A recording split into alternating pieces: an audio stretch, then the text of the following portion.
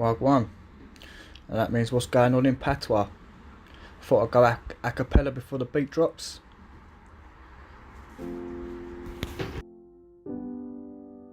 I hope everyone's doing good today. And we're going to be looking at vehicles straight after the horse and carriage. And I couldn't believe what I found. Found pneumatic vehicles, steam powered vehicles, wood-fired vehicles, wood-fired submarines.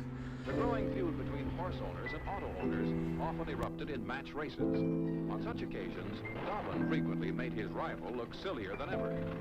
No one had invented the automobile. It had just grown like Topsy over the years, the work of many men. Early models weren't built for speed. If they got you where you wanted to go, that was miracle enough. Dobbin breezed home to triumph and disillusionment, for the interest of the crowd was not in the victor, but the vanquished. Silently, without even noticing, the parade passed by. Within 3 decades, the horse, man's chief means of transportation for centuries, was to vanish almost entirely from the nation's thoroughfares. And this was the beginning. Let's get stuck into it. History of the steam road vehicles comprises the development of vehicles powered by the steam engine for use on land and independent of rails, whether for conventional road use such as steam car and wagon, or for agricultural or heavy haulage work such as traction engine. First experimental vehicles were built in the 18th and 19th century, but it was not until Richard Trevithick had developed the use of high pressure steam around 1800 that mobile steam engines became a practical proposition. The first half of the 19th century saw great progress in steam vehicles design, and by the 1850s it was viable to produce steam on a commercial basis. This progress was dampened by legislation which limited or prohibited use of steam vehicles around London. Verbiest steam carriage, 1679. Father Ferdinand Verbiest was a Flemish Jesuit missionary in China during the Qing dynasty. Besides his work in astronomy, Verbiest also experimented with steam. Around 1672 he designed a toy for Qingshi Emperor, a steam-propelled trolley, which was quite possibly the first steam-powered vehicle. With one filling of coal, the vehicle was said to have moved for more than 1 hour. Connaught's steam wagon, 1769, specified to be able to carry more than 4 ton and to cover more than 4.8 miles in 1 hour. The vehicle weighed about 2.5 ton and had 2 wheels at the rear and 1 at the front, where the horse would normally have been. The front wheel supported a steam boiler and driving mechanism. The power unit was articulate to the trailer and was steered from there by means of a double-handed arrangement. The vehicle was reported to have been very unstable owing to poor weight distribution, a serious disadvantage for a vehicle intended to be able to traverse through terrain and climb steep hills. Here is a picture of the first recorded crash in 1771, and 251 years later it was rebuilt by pupils at the Arc de Métiers Paris Tech. Murdoch steam carriage, 1784. William Murdoch was a Scottish engineer and inventor, and he basically invented this in 1874, and it was a set that was running around in his living room, and eventually he took it outside. Now, I don't know if I believe the story to that one. It just sounds to me like these people are just picking up inventions after a reset and making them their own and remodelling them. Trevithick, 1803. And look at this, absolutely tiny compared to the Bolton and Watt Leviathans. That's thanks to high-pressure steam. In 1802, Trevithick's steam carriage had a series of trials across London. This machine was so outlandish that shops were closed and the street was cleared of horses and carriages as the crowds came out to watch the spectacle. Trevithick's steam bus could carry up to 8 people and was capable of up to 8 miles an hour. All made possible by his brilliant engine design. The firebox is built inside the cylindrical boiler. 2 flues run out of the front of the firebox back through the boiler to the chimney, so he's maximised the hot surface area that's turning water into high-pressure steam. At 30 pounds per square inch, it uses 10 times higher pressure than that Watt pumping engine. Trevithick's single cylinder is also built into the boiler. Keeping it warm makes it more efficient. And it's double-acting. Valves inject steam into one side of the piston and then the other, so both strokes are power strokes. Those power strokes are converted into rotation using a forked piston rod attached to the crankshaft. And the drive is transmitted through gears to each rear wheel. All in, the engine weighs just 300 kilograms and produces 3 horsepower. That power-to-weight ratio is the key. It's a superb, compact and very efficient design. The world had never seen anything like this before. A passenger-carrying vehicle with no horse in sight. But Trevithick was ahead of his time. The London steam carriage was just too outlandish, too strange, too terrifying to be a Puffin success. Devil, the first passenger carrying vehicle powered by steam, made its debut on the roadside outside Roadworth in Cornwall on December the 24th, 1801. It's funny that we're not taught anything about this at school or anything like that. I knew there was obviously steam trains, but that was it.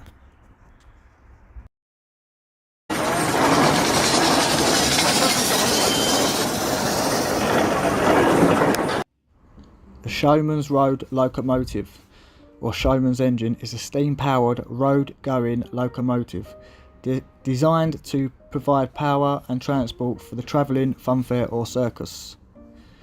Showman's engines are normally distinguished by the addition of a full-length canopy, dynamo mounted in the front of the chimney, a brightly coloured paintwork with ornate decorations.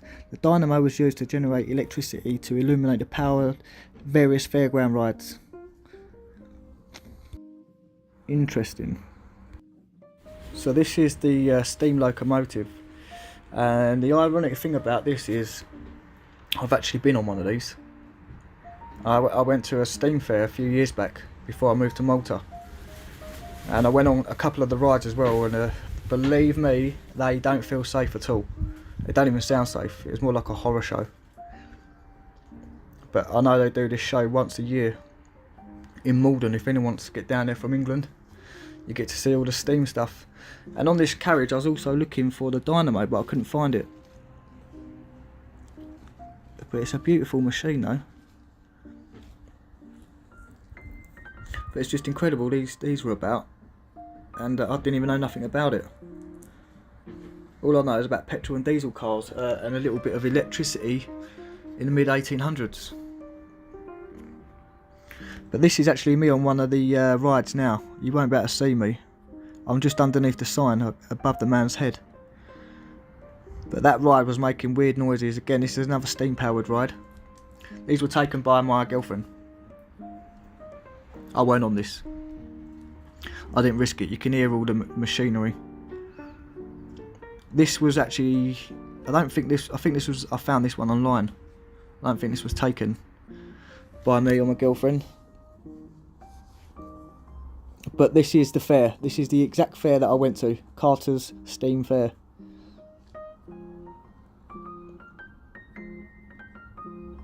Incredible, eh? Got a whole entertainment facility run on steam.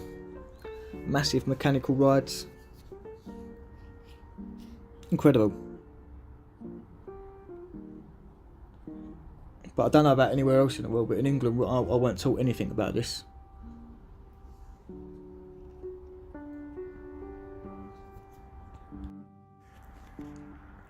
And there's some old photos of Carter's So they've been going for years. This steam, I think they've been going for 150 years, I think it was. I can't remember off the top of my head.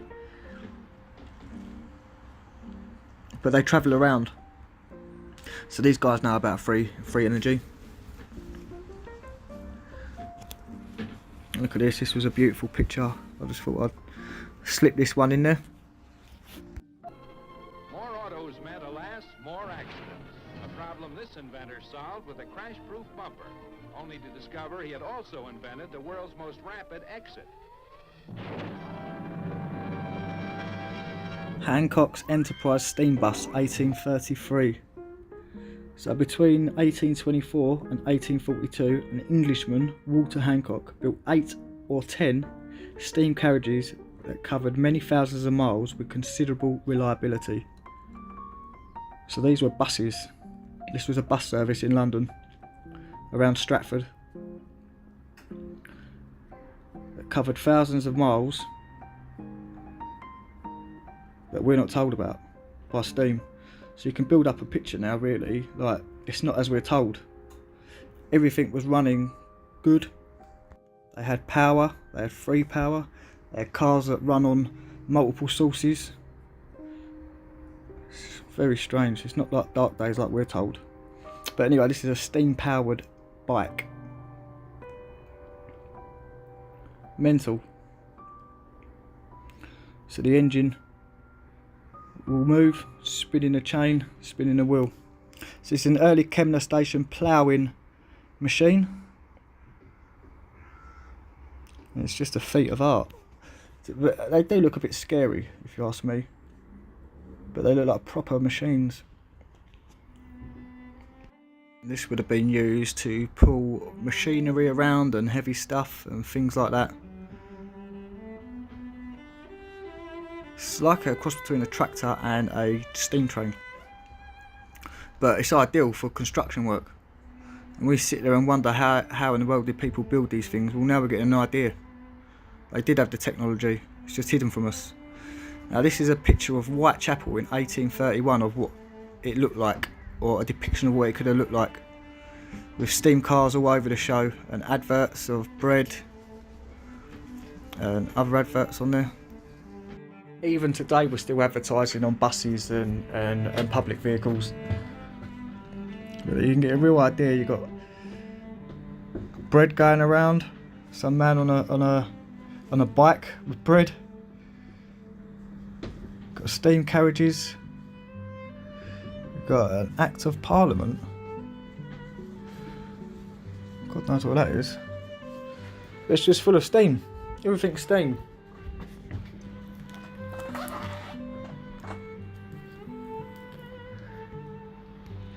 Definitely not the horrible period that we're taught. You know, no heating, no hot water, nothing like that. That's just been kept out of the academic books for some reason. But you've got coal sold here. So this was all done on coal, so coal would have been the main source for all this steaming.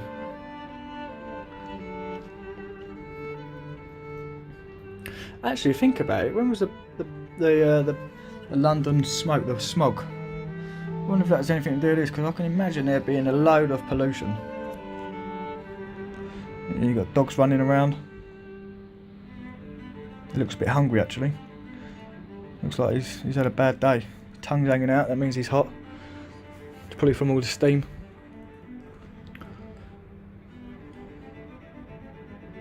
Yeah, looks like a bulldog there. What an interesting picture. The success of the auto spurred inventors on to new achievements, like this locomotive car with smokestack and coal furnace, which all too quickly puffed into history. Thomas Road steamer with charcoal, 1869.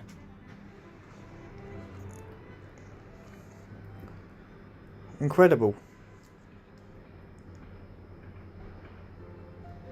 So this would have been for haulage. So if you was a company and you needed stock from somewhere else in the country, I guess you'd ring these guys up and they'd bring it to you, like via steam vehicles.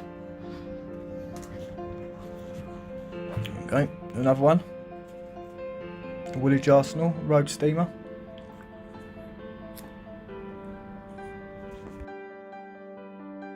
Another genius devised this supreme test. The New York Tribune contains an interesting description of a new flying machine that is being built in Hoboken. The car is 61 feet in length, very sharp at either end, and 6 foot height and 6 foot 4 inches. The hull composed of a strong, light wooden frame covered with canvas, with doors and glass windows. The boilers are of copper on the tubular plan. Occupy a space equal to 4 cubic feet. The engines are very perfect, being composed of gunmetal and cast steel. They are 12 horsepower and are to work 20-inch strokes 66 times per minute, which will give 400 revolutions of the floats, which are placed in a substantial framework on top of the car. So, if you ain't worked out what this is so far, this is an article from New York, and it's talking about a plane that's run on steam, and it was 12 horsepower. So this is incredible. Like, why are we not taught about this stuff? You know, it's just unbelievable. It's like we went from horse and cart to petrol cars or diesel cars, like nothing in between. Yeah, what I found out, there's over 350 years of multiple power sources to run different vehicles. Like I said, I'm going to show you in a minute. I've come across pneumatic. I've come across wood fire. I've come across submarines. I'm going to show you all this anyway. But and I was making this video, and someone sent me this. Like, how ironic is that? Talk about the universe giving me something. Like, I'm doing something on steam engines from the 1700s and 1800s, and then some guy, big up mate, well done Scott for this by the way, sends me this. It's the power of the universe, mate, I'm telling you, it's incredible. So in the 1800s we had a plane that ran on steam, and this is a picture of it here, but I think this is the making of it because it's in scaffolding. But you can see it's 61 foot long, there's ornamentation either side, glass windows, wooden, the wooden body with canvas on it. And there's obviously a couple of guys overseeing the project. Why are we not taught about this? I know why, because it's cheap fuel, you know. We decided to go down the route of petrol and gas, and we're being told that it's all running out and prices are going up and wars are going on over this stuff. Anyway, listen to this. Vimana in Afghanistan. 8 US troops go missing after discovering it. I couldn't believe it when I found it, because obviously I was looking at flying machines. I was looking at ancient flying machines, and I come across the old Vimana, and it was in a rock cut. Well, it was in a mountain with rock cut tunnels. But it also looks like it's been burnt there, by the way. And this is on one of the rocks. I couldn't work out what this was. I can see there's a couple of people either side, but I think it's like some sort of, it's showing some electrical stuff maybe, because you've got some cone, like it looks like an illuminated cone in the middle, but I don't know, I'm just guessing, I'm just saying what I see here.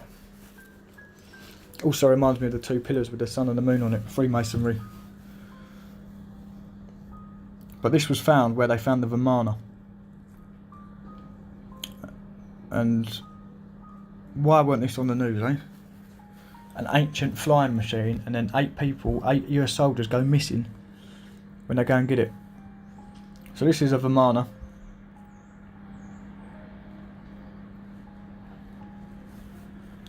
And you can see here, this is like, I think it's like a few thousand years old, this carving, but it's got a Vimana in it with wings depicted, top right hand side.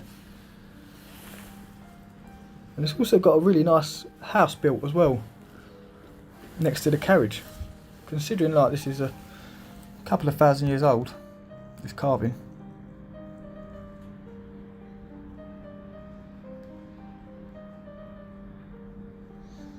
And this popped up as well, so I don't know what this was. Could be a petrified Vimana, or who knows, it could just be a temple, but it's something from the old world. Letter day when the first auto came to town. No superhighways yawned for the horseless marvel.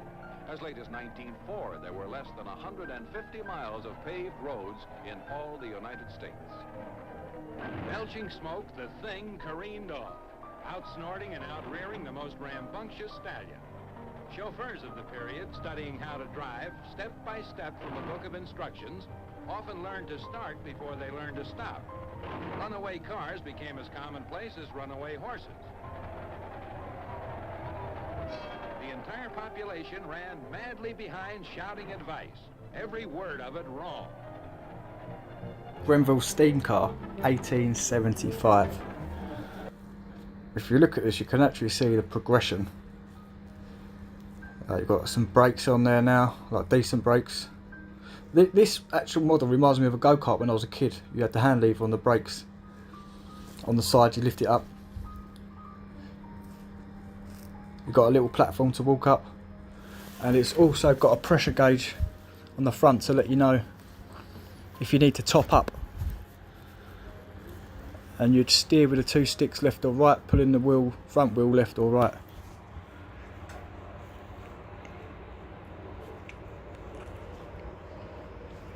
Can you imagine getting run over by one of these? It's game over as soon as it hits you. There's no broken leg or anything like that. I reckon it's just game over. So that's where you put the coal, and that's where the steam would develop. The Obedient, and this was in Paris, 1878. Now this was a bus. This is one of the buses in Paris that drive around. They're very ornate. The wheels, no sign of getting a puncture when you've got wooden and metal wheels. Le Mansell, 1878. So this one had like a little canopy. So literally, and this one was a mechanical robot powered by steam. Incredible, eh? Le Marianne, 1879.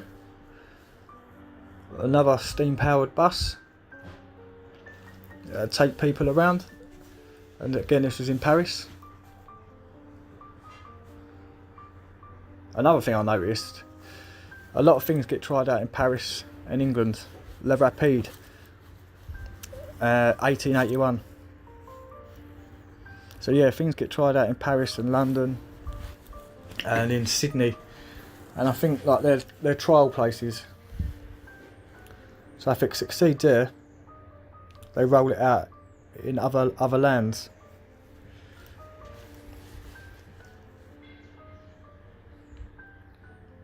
But this is all before any car that I thought was around.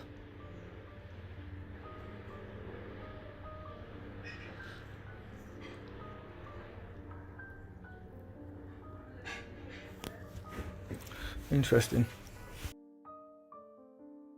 The torpedo car was designed to go 6 miles a minute if it didn't by accident sail straight off to Mars. Probably no vehicle ever looked so. And here is fast just and went so slow. some modern steam-powered cars. I think Mercedes done steam-powered cars as well. So this was the most modern and last steam-powered vehicle. And this is another one, just at some show. Look at this bloke in the background, eh? Having a sneaky little look. Well happy with himself. But yeah, look, another steam powered car. Steam carriage, 1834, with boiler underneath. So this is a common thing. This is absolutely the norm in them days. John Scott Russell was the inventor of this one. So a horse and cart, in my eyes, died in the 1800s. So when we see it in films in 1870s, 1900s, I think that's just for programming. That's all that is. To strengthen the BS. To strengthen the BS narrative, mate. Because they've got boilers on the bottom of cars. Look, this one, the Orycta Amphibulus, 1805. This went on land and sea. This was a steam-powered vehicle on land and sea. You can see the size of it compared to the little man next to the chimney.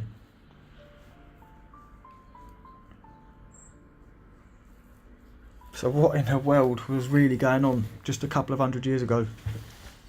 It's not what we're told. Steam-powered submarine, 1850. So this is 171 years ago. It was finished being used. Let's cut the pictures of it. It's incredible how they got this watertight.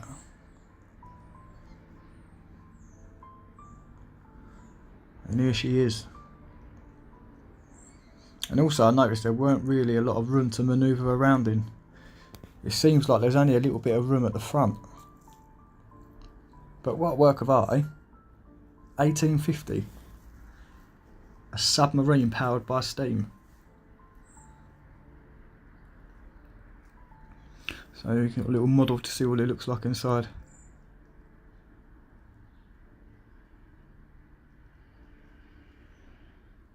So the back fin would move and that would give direction.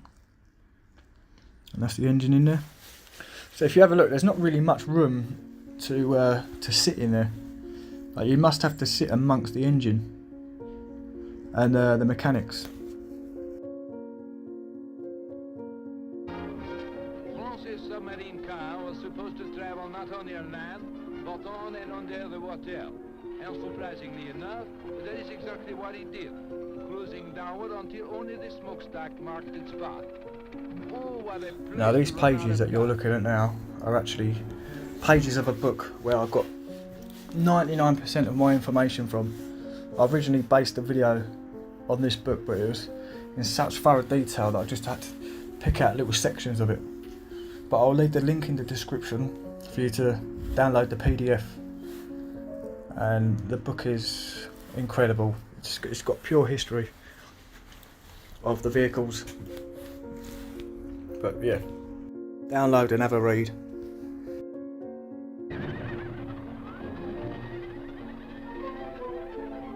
The embattled farmer greeted the car with an affection reserved till then for the drought and boll weevil.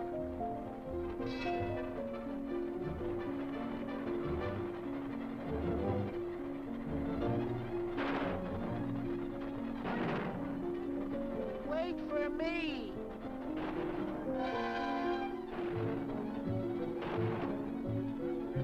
So the iron monster, cheered and jeered, loved and despised, cut a swath across rural America. And the rural America of trackless plains, impassable roads... So there's other sources that power vehicles at this time, and I come across the pneumatic automobile. And this was run on compressed air. So have a look. Compressed air has been around in use since the 19th century to power mine locomotives and trains in cities such as Paris, at city level. Yeah. The storage tank can be made of metal or composite materials. The fibre materials are considerably lighter than metals. So this is one here.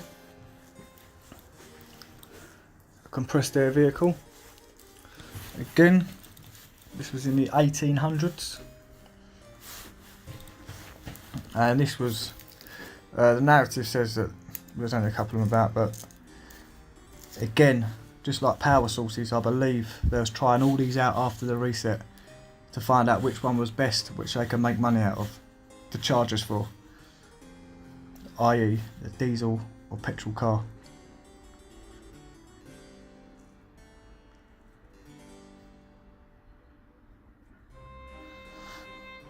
Joyriding always ends in tears though, doesn't it? Always.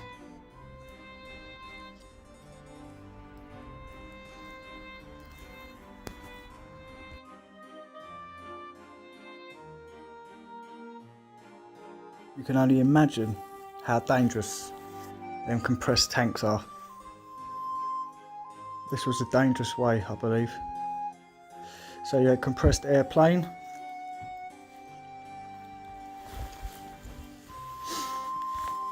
and you also had a compressed air ship.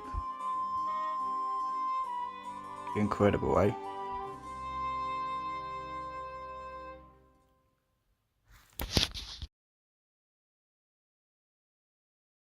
Jawohl, science really marched forward with Germany's rocket car. The first model ran on a track. There was of course one small problem. Electric car. The invention of the first model electric vehicle is attributed to various people. In 1820, some bloke invented an early type of electric motor and created a small model car powered by his new motor. Between 1832 and 1839, Scottish inventor Robert Anderson also invented a crude electric carriage. In 1835, Professor Sibrandus Strating, Groningen, the Netherlands, that's where that starfall is, and his assistant Christopher Becker from Germany also created a small-scale electric car powered by non-rechargeable batteries. A 100-mile electric car. So these are just some adverts. Easy to control and steer, clean access to all parts, fast enough and far enough. Paul's never read. Quite good.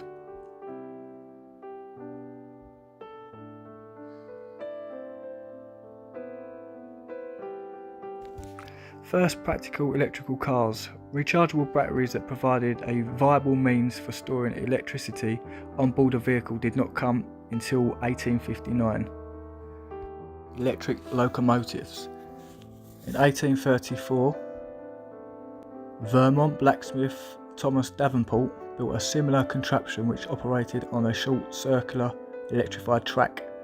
This first known electric locomotive was built in 1837 in Scotland by chemist Robert Davison of Aberdeen. It was powered by galvanic cells, batteries. Davison later built a larger locomotive named Galvini, exhibited at the Royal Scottish Society of Arts exhibition in 1841. The 7-ton vehicle had two direct drive reluctance motors with fixed electromagnets acting on iron bars attached to a wooden cylinder on each axle, and simple communicators. It hauled a load of 6 ton at 4 miles per hour for a distance of 1.5 miles. It was tested on the Edinburgh and Glasgow Railway in September, and it was destroyed by railway workers who saw it as a threat to their security of employment.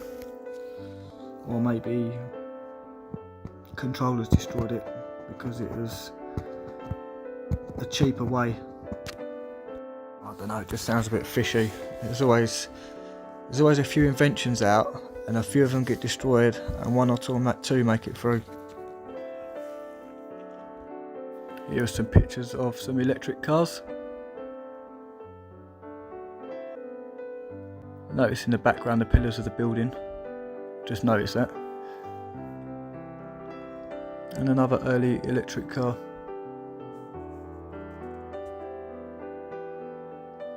I'd like to have seen the evolution of this, but we didn't get to see it. It was in the background. Now we just see Tesla cars flying around.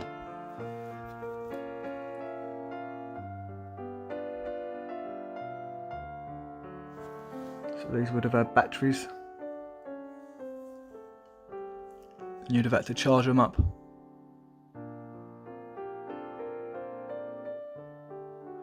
A little light on the front. There's a horse in the background there. This must have been a really old photo of the transition.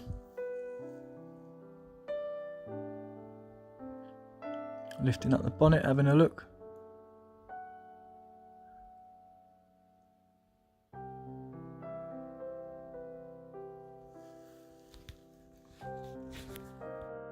Electric cars in the 1830s, eh? That's almost 200 years ago, 190 years ago. An electric car. How old's that picture? Look at the buildings in the background as well, by the way. Built for giants, wasn't it? The good thing about these electric cars is there's no horse mess left after, you know?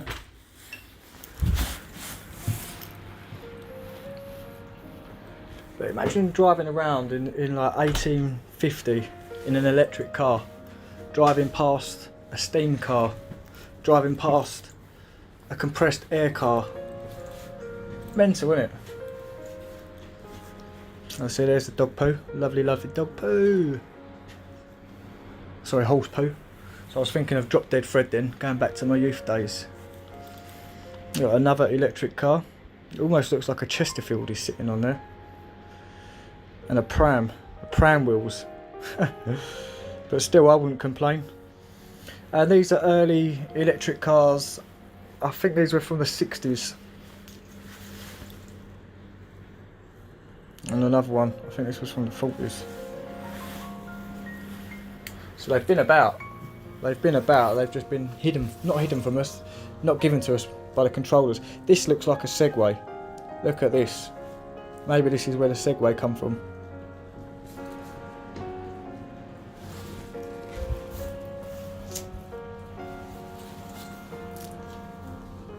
And this cracked me up when I googled electric vehicles.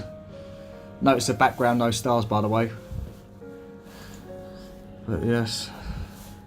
And these, I come across these. Most novel of auto inventions was England's Dynasphere, which did away with the car entirely and just used the tire. The driver acted as an inner tube. What a position the blighter would be Wood and gas powered vehicles, 1839. The first wood gasifier was apparently built in 1839. The vehicle was powered by wood gas built by Thomas Hugh Parker in 1901. Around 1900, many cities delivered syngas, centrally produced typically from coal, to residents. Natural gas began to be used only in 1930. So these were the engines, these are how they worked. Got the carburettor, gas filler at the bottom. And this was one of the vehicles. So you can see there must have been a bit of a nightmare.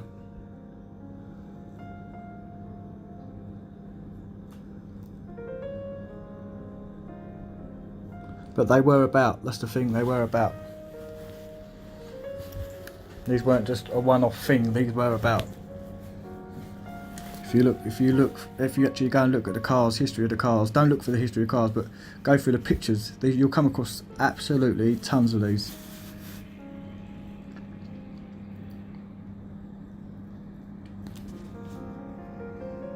Amazing, eh?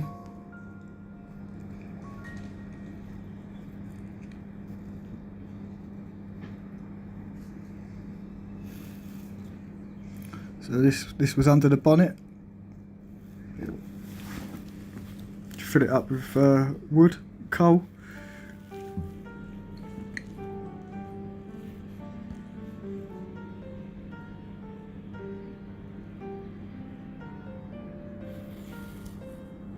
This was quite modern. I think this one was like from the 80s, I think. But it must have been some man or woman who's just decided to make it, recreate something. And you got obviously agricultural vehicles using this power source. So it weren't just a one-off, it was everywhere. Look, even buses. I even found, I've left the picture out, but a picture of China, and every bus in this bus station was a gas-filled bag bus, which is just a bag of uncompressed gas on top of it. And in this picture there's about 20 buses in this station.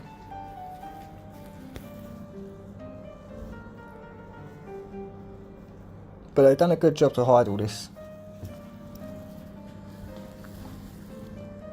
And I suppose only people who dabble in this sort of stuff know about it. Gas-powered tanks. So this was military use.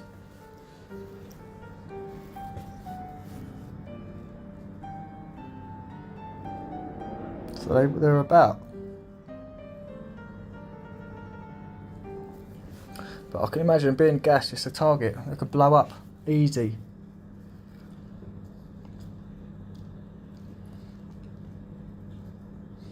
But who knows? So I come across these little articles, which are quite good. Just little comics. But what I'm going to do is, I'm not going to be able to make a video for a couple of weeks because my hand, as you can see, where I've been holding my phone for like 3 hours a day, it's made my hands go a bit weird. So until I get a laptop, I'm going to have to stop making videos on my phone because my phone's getting really hot, and I believe obviously it's radiation and it's messing my hands up.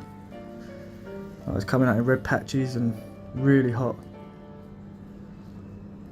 But if I was working, I'd be able to get a laptop straight away, but due to the pandemic, I'm not at work at the moment. So far I've got £25 in my pot to get the laptop. So if anyone feels free, they want to donate me £1 to help me get it, feel free. I'll leave my PayPal at the bottom. I wouldn't even ask, I'm not even that sort of person, but I just love making videos. And I know you guys like it, and I want to carry it on, but my hands are getting a bit ruined at the moment. Anyway, back to the information. Let's crack back on. So we've got the US platform, elevated platform here. And it was a jet fighter without wings. And this was in the 50s. And if you go on YouTube now and have a look, you see this stuff coming out now. You see people going over water and failed experiments and people trying it. But really, this was out 70 years ago. You should pause and have a read of this.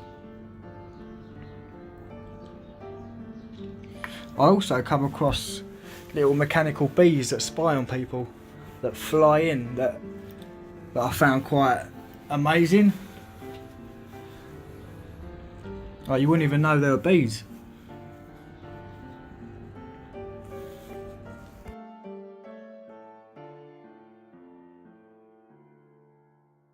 Here they are in action, floating. There's two different pictures, side by side, by the way. They're incredible, eh? This is the WASP, the Williams Aerial Space Platform, an incredibly compact one-person flying device. Built under contract to the United States Army, it can fly at speeds of up to 60 miles or 100 kilometers an hour for as long as 30 minutes, and fly, as you can see, below treetop level or as high as 3,000 meters, about 10,000 feet. It's powered by a 270 kilogram thrust mini Scramjet engine that weighs only 110 kilograms, and it carries 68 kilograms of fuel. The operator just stands on the small platform, starts up the motor, and flies. In the air, it's controlled simply by shifting your body weight and leaning in the direction you want to go. The US Army have now given the WASP a security classification that signifies they're taking it seriously as a battlefield machine of the future. A man with no legs, but he had an electrical trike to get him around. This was in the mid-1800s. This was, I don't even know where this was. This was just something that caught my eye and I just thought I'd click the picture. And obviously I love boxing, and there's a mechanical robot having a fight. It looks like, yeah, very interesting. So like I said, anyway, we've noticed multiple power sources in the last video, and this video we've noticed multiple ways to power cars. So we had coal fires, we had pneumatic, we had steam, we had electric, we had steam submarines, steam planes, steam motorbikes, and all of that in my eyes is hidden because I'm one that dips into history, and I hadn't come across that until now. So, and I've got a sharp eye and I always look out for stuff, and I've never come across this till recently. So it's definitely not academically taught. Anyway, one love. Please subscribe. Take care. Ta-da.